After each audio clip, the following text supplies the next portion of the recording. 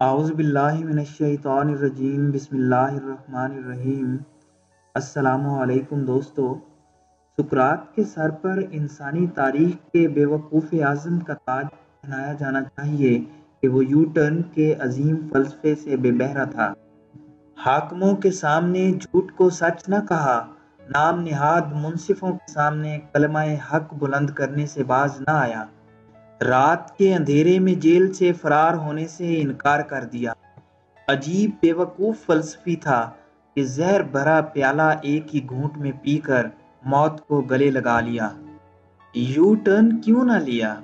علم، شعور اور سچائی سے دستبرداری اختیار نہ کی۔ نعوذ باللہ، حضرت امام حسین رضی اللہ عنہ بھی موقع کی نزاکت کا ادراک نہ کر پائے۔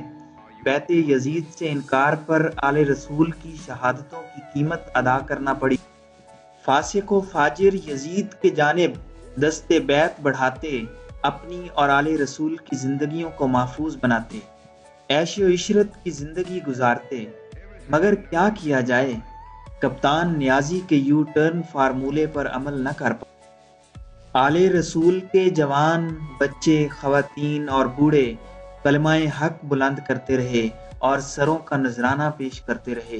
کپتانی یو ٹرن کی عظمت ان سے دور رہی۔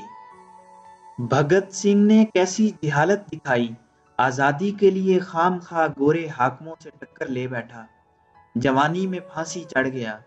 کپتان کے فارمولے پر عمل کرتا، یو ٹرن مارتا، موقع پرستی دکھاتا، گورے حاکموں کے سامنے سر تسلیم خم کرتا، خود بھی زندہ رہتا اور اپنے ساتھیوں کی بھی زندگیاں بچاتا، مگر آزادی اور انقلاب کے خمار نے انہیں زندگیوں سے محروم کر دیا۔ کاش بھگت سنگھ میں کپتان نیازی جیسی لیڈرانہ صلاحیتیں ہوتی، وہ ہوش کے ناخن لیتا، اصول پسندی سے دور رہتا، یو ٹرن لے کر گوروں کی غلامی قبول کرتا، پھانسی پر لٹک کر زندگی سے ہاتھ نہ دھو بیٹھتا۔ ذوالفقار علی بھٹو بھی سقراطی جاہلانہ روش پر چل نکلا۔ امریکہ اور برطانیہ کی اعلیٰ یونیورسٹیوں سے اعلیٰ تعلیم حاصل کرنے کے باوجود موقع شناس نہ تھا۔ سیاست کی ابجد سے ناواقف، جرنیلوں کی حکومت کو چیلنج کر بیٹھا۔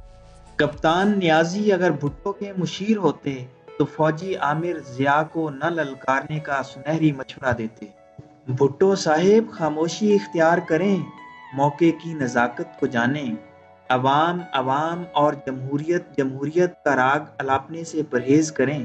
بھٹو صاحب، میری بات سنیں، یو ٹرن لینے والا ہی عظیم لیڈر ہوتا ہے۔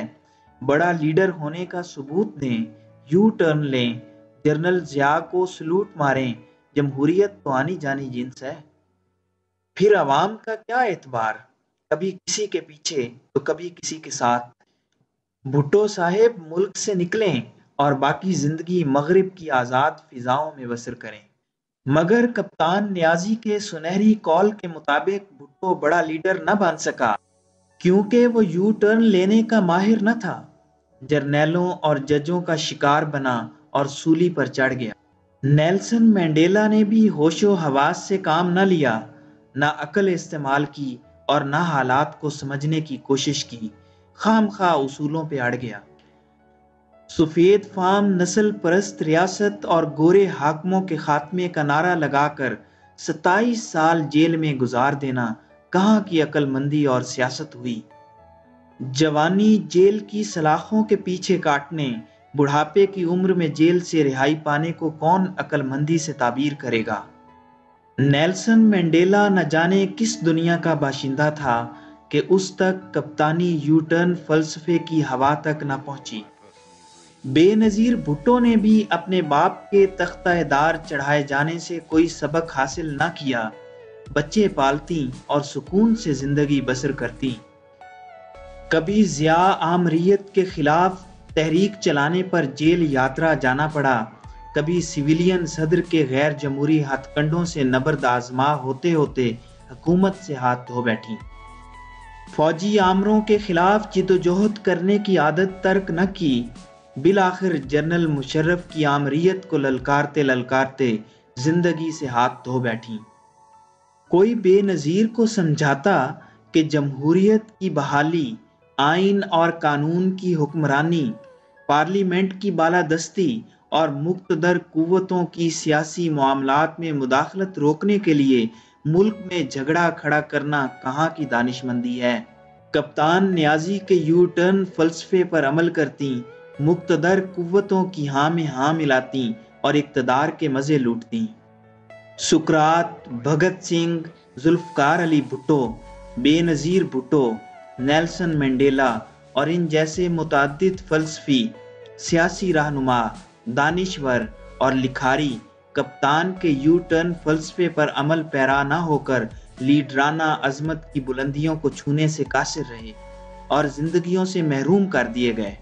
بے مثال اور غیر معمولی قربانیوں سے تاریخ میں بلند مقام پانے والے کردار کپتانی یو ٹرن فلسفے کے مطابق عظیم کہلانے کے مستحق نہیں۔